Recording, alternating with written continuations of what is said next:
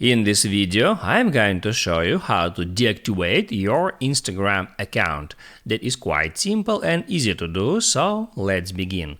And first, open up Instagram app and then right here at the bottom right hand corner, hit at your profile picture to open up your profile.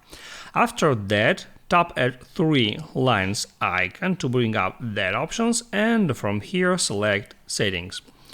There you can easily find account feature, just get into it and then scroll down to the very bottom where you can find delete account feature. Just tap on that, and now it asks you if you want to deactivate your account instead of deleting.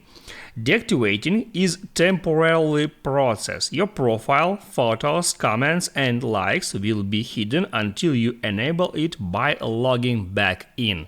If you want to deactivate your account, just hit right here at that deactivate account button.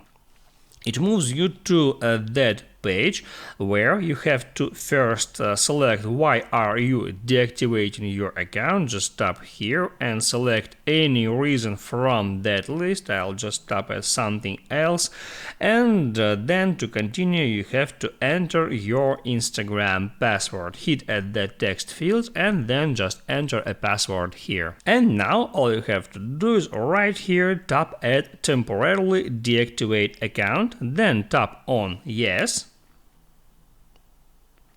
And now it says that this account has been deactivated. So, as for now, my another account opened up and I can hit right here at that username, and if I want to activate my account, all I have to do is just to log into that account.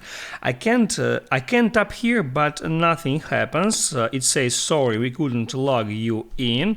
I can just tap at OK. So if I want to activate my account, I can tap right there, then hit on add account, then log into existing account, and here I need to enter my username first, so I'll just type it in. Now I can tap right there to paste it from suggested, and basically that's it. Now my account has just been activated again. I can open up my profile. As you can see, all photos and all other stuff like followers and following are restored. I hope it helps you guys, so don't forget to like and subscribe.